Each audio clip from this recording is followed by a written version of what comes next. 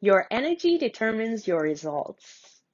The smallest thing, energy, and is directly related to your business results. I once had a client who had an amazing product and service to sell. Her work truly changed lives. It made people feel better about themselves and their environment. She was very knowledgeable about her work and had spent decades working to become a leader. There was no doubt, none. She was destined for great things. Thing is, her business wasn't great and nothing was working in terms of sales and marketing.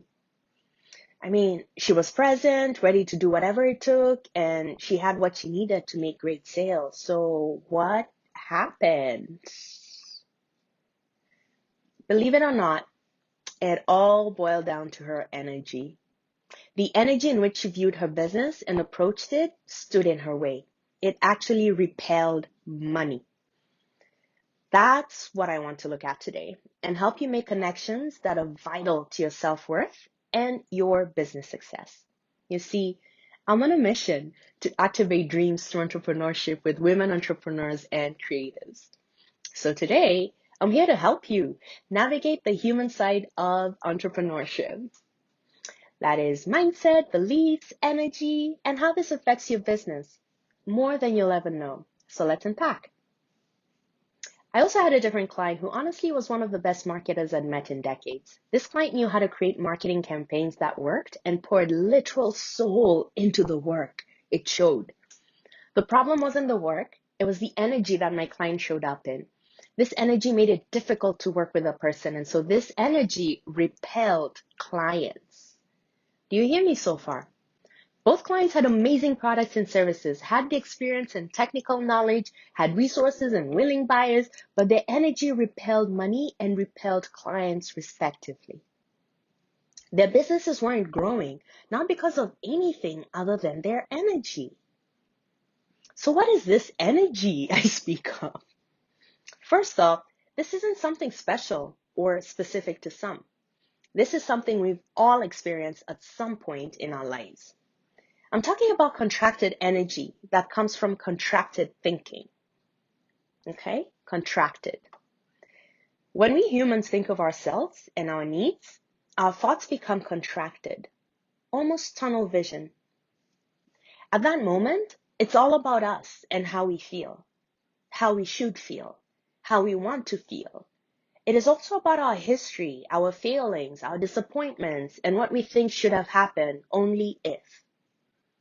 It can be hard to think big picture or service when all that looms before you is the feeling of angst, being stuck, impatience, desperation, and fear.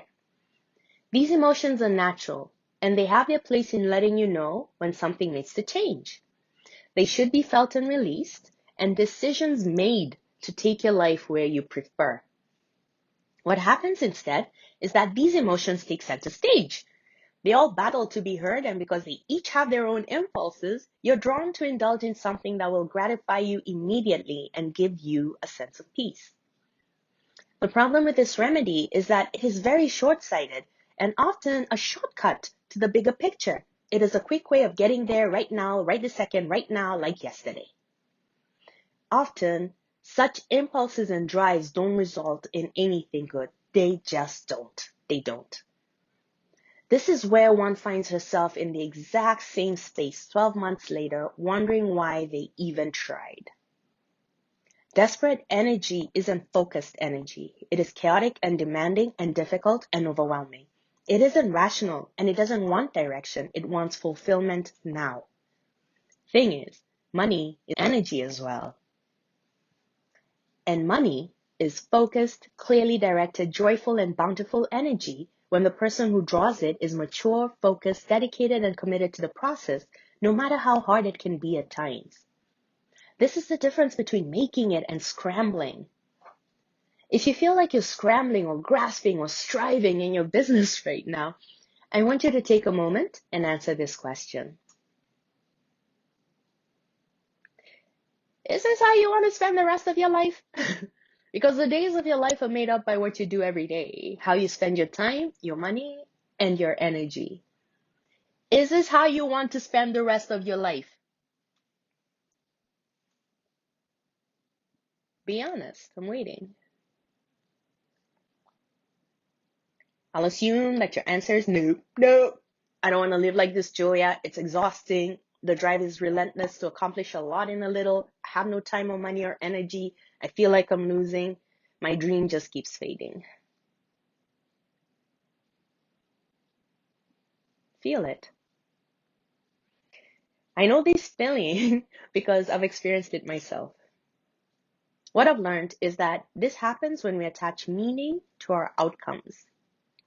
For some women, making money as a business coach means you've made it. Not making money means you're worthless and don't know what you're doing.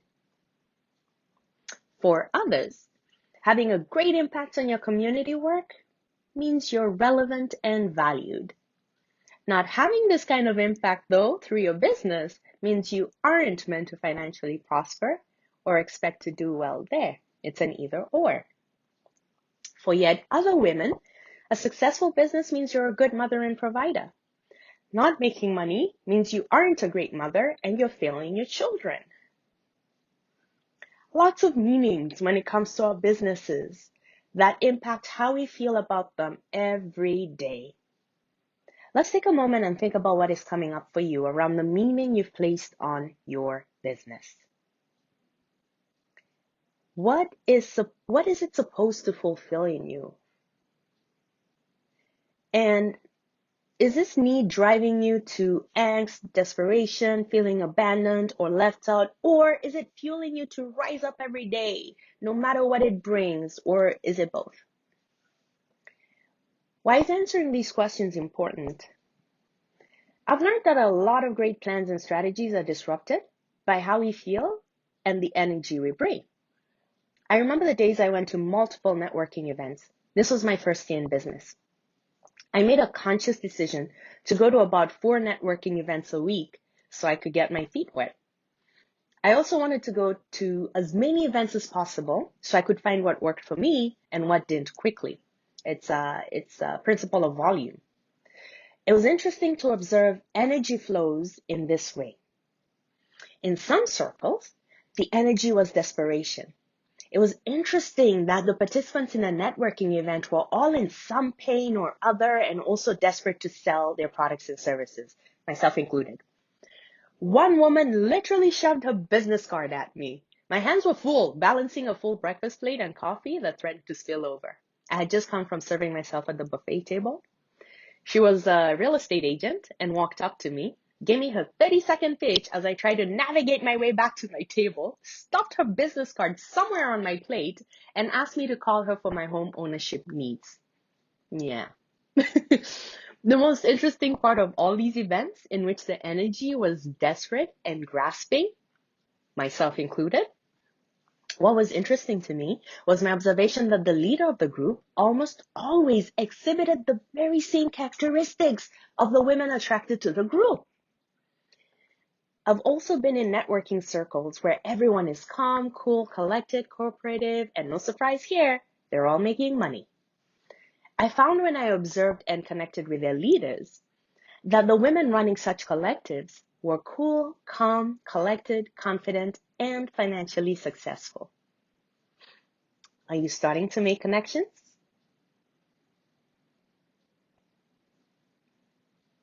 When I ran yearly conferences and invited different speakers to my platform, you could see where my energy was in terms of whom I invited. For the most part, 80% of my speakers were stellar, the right people, right energy, and the right heart. There was, however, 20% that were just not the right fit for me or my people. Didn't stop me from bringing them in, and that's the part where you could see where I was desperate, in angst, or striving for something. So every year I'd review my speaker lineup and make changes. Most of my decisions were led by how I wanted people to feel at my conference and long after it. I'm fortunate I succeeded in this for the most part, except for where I brought in the desperate, angst-splintered energy. I never received good feedback about those people. The ones who spoke well of them were desperate people themselves. I clearly saw this in the different events I ran as well. Other events attracted people who were hungry to make money, to succeed, and to find the fastest way to their goals, preferably with little work from themselves. In other events I ran, the people were eager to learn, quick to implement, and proactive in making the solutions work for them. In yet other events I ran, the people wanted free advice and to message me whenever they wanted with their questions and plans. No payment. All these people and events and experiences were all driven by my energy. Do you see why it's so important? It's the difference between someone coming into your shop and feeling off and another coming into your shop and feeling at home and cozy. Who's gonna stay? It's the difference between a potential customer listening or watching you and deciding they want to work with you. It's the difference between a potential customer loving your work and not standing your energy, so choosing to work with someone else. Talk about losing business, right? So do you see how this works? I'll tell you something else I've discovered in a decade of using social media to connect with others and to do business. The internet perfectly transmits energy. I'll say it again. The internet perfectly transmits energy. Think about the last time you scrolled on social and read a post that jumped out at you.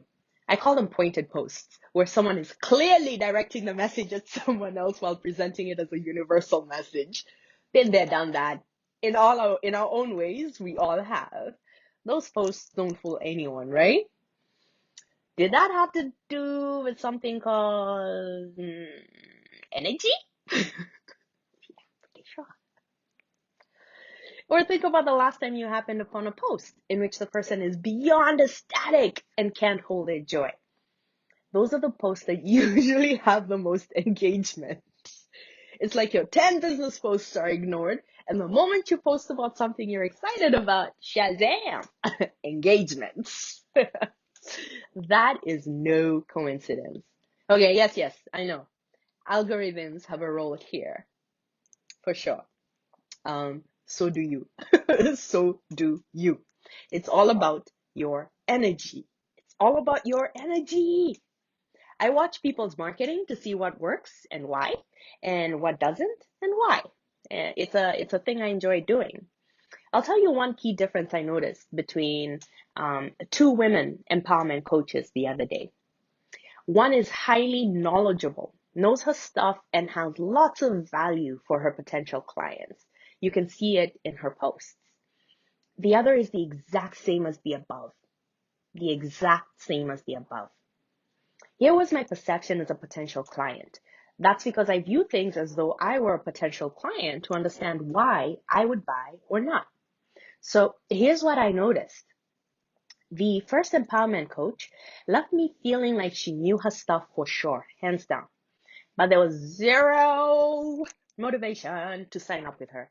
She did not physically embody what she was ascribing. That is, the rested face, the joyful or peaceful stance. She honestly didn't look happy and appeared overwhelmed, like she needed her own services. There was nothing exciting or motivating about her words, her tone, her physique, or the videos themselves. The second woman, who possessed the exact same attributes as the first, drew me in because she looked as happy as she sounded. And it was not a dressed up happy. It was a sweating because I'm busy or working, healthy skin glow, and a light in her eyes. You know these kinds of people. You enjoy watching their videos. You enjoy reading their work because their personalities stand out, and you enjoy listening to them. They remind you of yourself, and they also remind you of what you want to become. That's the power of energy. So, lots of information today to digest. And so I'll leave you with one or two questions as we close, okay? Paper and pen. What energy are you bringing into your work? What energy are you bringing into your work? What connections can you make between the energy you bring into your work and your outcomes? Where can you make some changes? What feeling do you want to experience in your work overall, and how can you create more of that? Okay, more than one question, I know. Do as I do when I listen and watch others' videos every day, because that's part of how I take care of my mindset daily. Press pause, reflect, journal, then press play again. If you're like me, I invite you to take the step even further. Listen to something important twice or thrice. Yes, play to the end and play it again. Each time something new or expanded shows up, and your ability to integrate and implement important information is hardwired. So, my beautiful, beautiful folks, pay attention to the energy that you are bringing to work and start making some changes so that you can start getting better results. Okay? Pay attention to the energy.